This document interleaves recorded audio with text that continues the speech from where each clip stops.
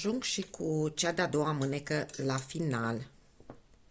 Am făcut ultima torsadă, așa ca de încheiere, da, mai fac un rând pe față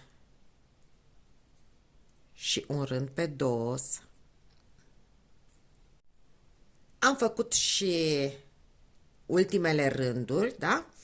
Și acum vreau să fac bordura. Până să închid ochiurile, încep deja să construiesc și bordura. Acum probabil că nu se va vedea suficient de bine pe maro, dar eu aici am ochiurile pe Andreea și trebuie să le închid și apoi când trecem la decolteul nostru o să se vadă și mai bine. Haideți să vedem cum procedez.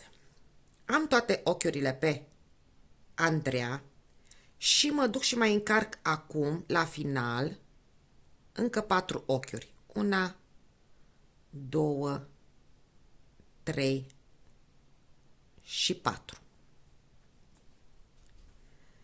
Am încărcat 4 ochiuri. Lucrez 3 pe față, numai primul rând va fi greu. Din aceste 4, da, 3 le fac pe față.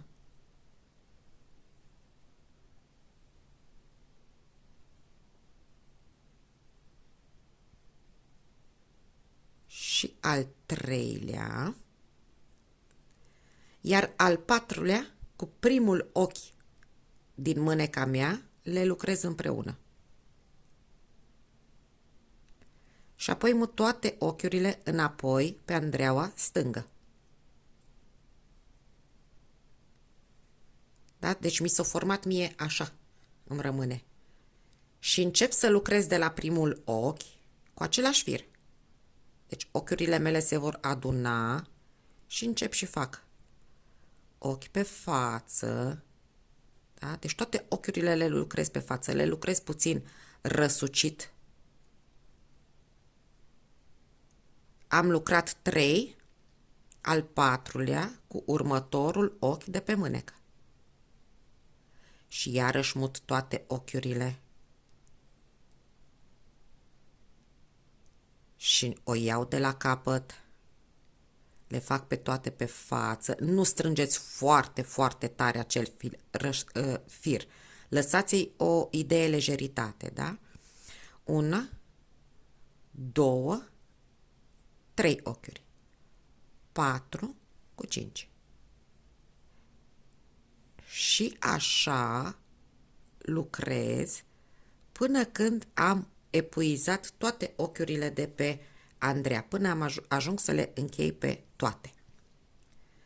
Țineți minte, 3 ochiuri tricotați individual și tot timpul 4 cu 5 împreună. Poate să dureze un picuț mai mult, dar nu mai mult decât aș fi făcut câteva rânduri de punct de elastic. Mergem așa până la capăt. Cam așa se formează bordurica mea. Am terminat cu toate ochiurile de închis.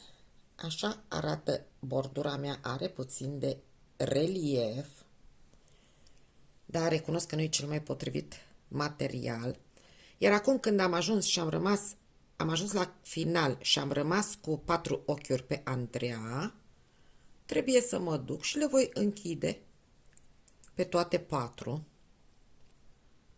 și apoi le voi coase frumos de începutul bentiței, da? Când cos mâneca, fac și aici o prindere frumoasă.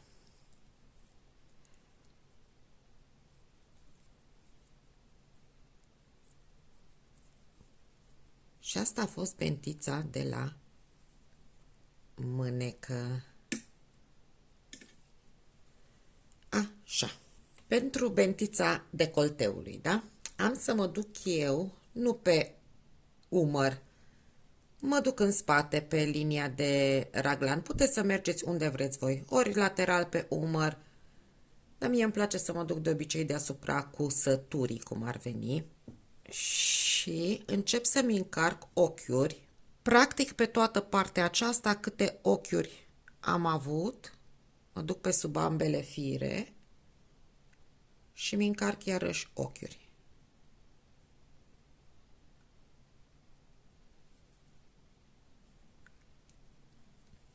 Și tot așa până ajung în același punct.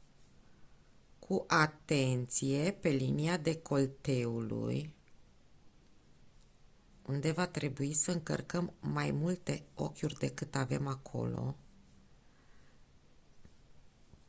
Încarc până acolo și mă opresc să vă arăt. Știți că pe linia decolteului noi am avut tot timpul un ochi de margine, da? Un ochi de margine care reprezintă două rânduri. Eu dacă aș lua acum, aș încărca un ochi pentru fiecare ochi de margine, decolteul meu va fi strâns. Și atunci am să iau dintr-un ochi din acela de margine, introduc croșeta pe sub ambele fire și dintr-un ochi de margine fac un fir. Din următorul îmi voi face două ochiuri. Odată mă duc prin firul din spate și odată pe sub ambele fire. Următorul ochi iarăși prin amândouă. Da? Deci ochiul meu de margine are două fire. Mă duc prin bucla din spate și îmi trag un ochi, mă duc pe sub ambele fire, mai trag un ochi. Și fac tot așa. Aș fi putut să fac bordura mea fără să mai încarc aceste ochiuri și tot timpul să-mi iau pe Andreea câte un ochi de aici. Dar am zis că le păstrați mai bine sub control dacă întâi le încărcați pe toate. Eu deja trebuie să mi le mut pe Andreea, că nu îmi mai încap. N-am să iau o Andreea mai mică, merg cu același număr de andrele, de 3,5.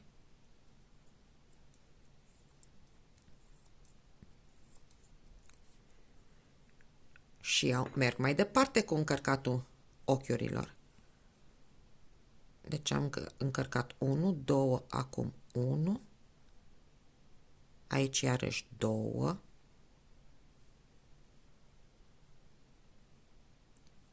1.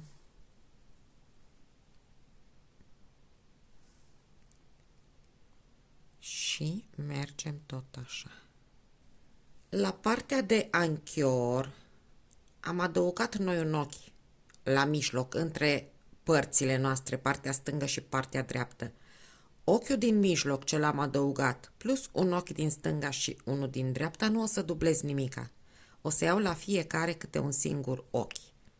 Pentru că eu vreau să-mi rămână mie aici în V și nu are niciun sens să fac creștere de ochiuri aici. Da, o să iau câte un... Aici o să am 3 la rând cu doar o singură încărcare. Și apoi merg mai departe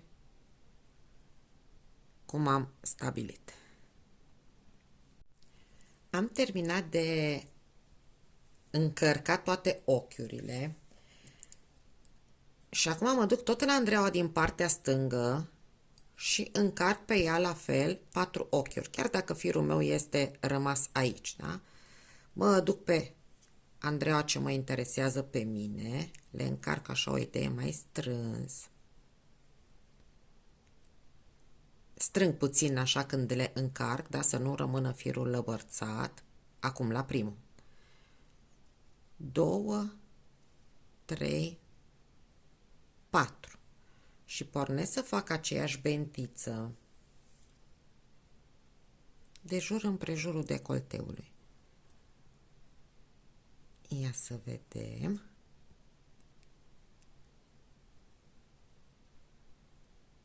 Una, 2 ochiuri sau un ochi, 2 ochi, cum ar fi? 2, 3 și al 4-lea cu primul de pe Andreea. Și iarăși le mut pe toate. Am să-mi iau o altă Andrea.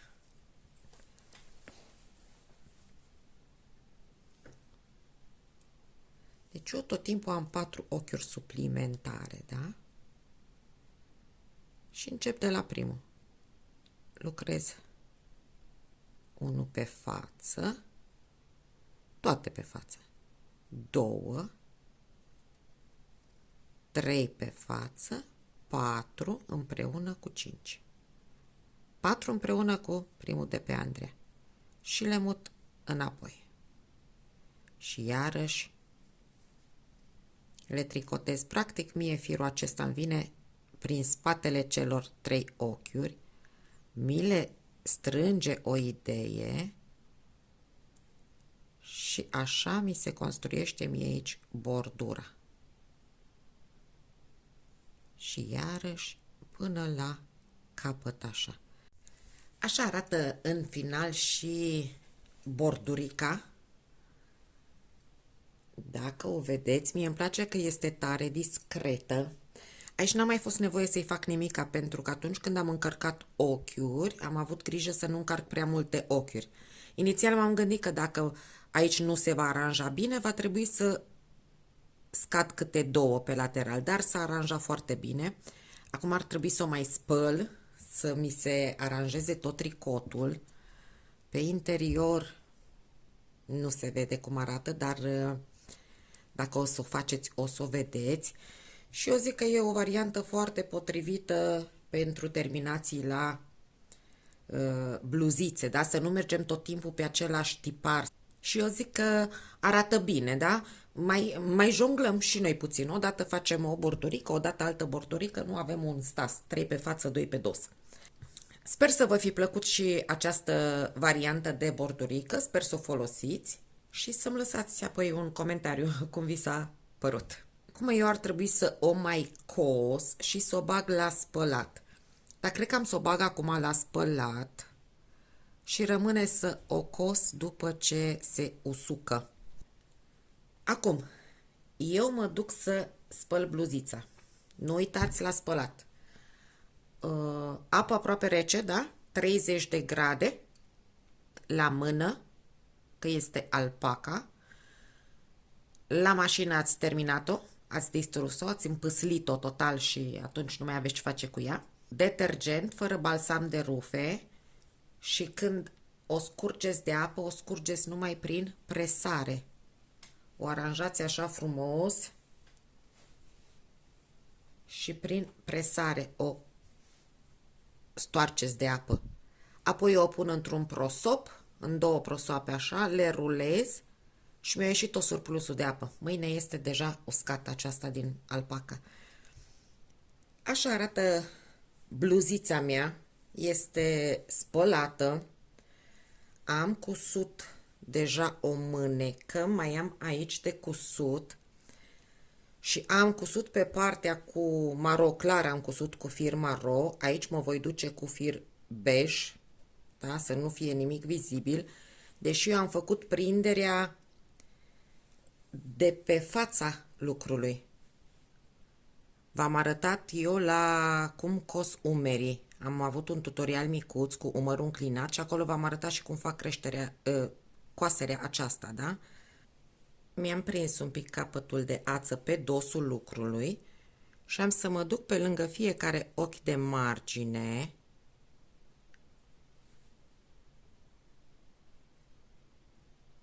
Din păcate aici nu se vede foarte bine, așa că o să vă rog să vă uitați pe cum fac umărul înclinat și o să înțelegeți exact.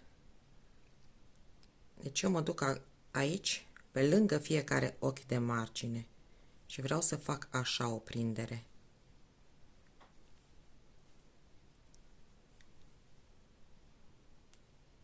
Puteți să o coaseți absolut cum vreți voi. Puteți să vă duceți pe dosul lucrului și să faceți coasere în urma acului, dar pentru că eu am torsadele astea aici, nu aș vrea să le prind din greșeală și să-mi deformez modelul. Mă duc așa și în momentul în care strâng, da, ea vine aici ceva de genul acesta. nu se mai vede nimic și îmi rămân și torsadele frumoase. Și mă voi duce să o cos așa până la sub braț. Ulterior voi aranja și aici linia de sub braț unde am adăugat ochiuri și voi face tot așa o prindere, da? Tot de pe fața lucrului, ca să am eu totul sub control, să știu că mi-am aranjat bine și torsadele și mijlocul să-mi pice perfect aici. Bun. Asta o fac în fotoliul meu de lucru. Deci asta este bluzița. Îmi pare foarte rău că m-am grăbit să o spăl și am vrut să o măsor înainte și după, dar modificări nu a suferit. Și am vrut să vă zic despre fire. Firul acesta alb, da, așa cum am mai zis eu, toate firele albe sau deschise la culoare sunt mai groase, mai pline decât firele închise la culoare. Dacă la partea aceasta albă am avut un fir foarte pufos, la partea maro, deja el era mai subțirel. Da? Dacă ar fi să le compar pe cele două, vizibil nu știu dacă este, dar în lucru se simte că este mai subțirel. La consumul de fire, eu mi-am notat special ca să vă spun vouă că la partea aceasta mie mi-a intrat o bobină și un rând parcă, din bej, iar din cealaltă, după ce am făcut o mânecuță, am cântărit bobina și mi-a reieșit că mi-a intrat pe o mânecă 9 grame. 9 grame pe o mânecă din bej și eu mai am aici într-o bobină 7 grame, că le-am cântărit pe toate special. Din aceasta albă am 10 grame. Da? Deci aproximativ la fel mi-a rămas. În schimb, din maro, atât mi-a rămas că m-am temut și că nu pot să-i fac bordurica. Dar dacă nu mi-ar fi ajuns la bordură, aș fi băgat automat o altă culoare și n-avea sens să mai stau să mai aștept. E interesant pentru că eu, dacă am făcut o bluză așa iuni pentru mine, știu că mi-au intrat 4 bobine și ceva dintre a 5-a. Oricum sub 125 de grame. Acum, dacă ar fi fost iuni, eu aici nu mai am 25 de grame, am 17 grame. Deci ceva, undeva am făcut câteva ochiuri mai mult și atunci pe toată bluzița s-o simțit. Deci cam asta este și despre consumul de fire. Astea le voi uni cu alte resturi și le voi folosi într-un alt proiect. Am gândit eu deja ceva. Și tot la concluzii finale trebuie să vă zic părerea mea despre acest decolteu, despre acest calcul. Cred că este maximul de decolteu pe care eu îl vreau la o bluziță normală, simplă, da? Și am să țin minte că 54 de centimetri îmi sunt mie maxim pentru decolteul meu.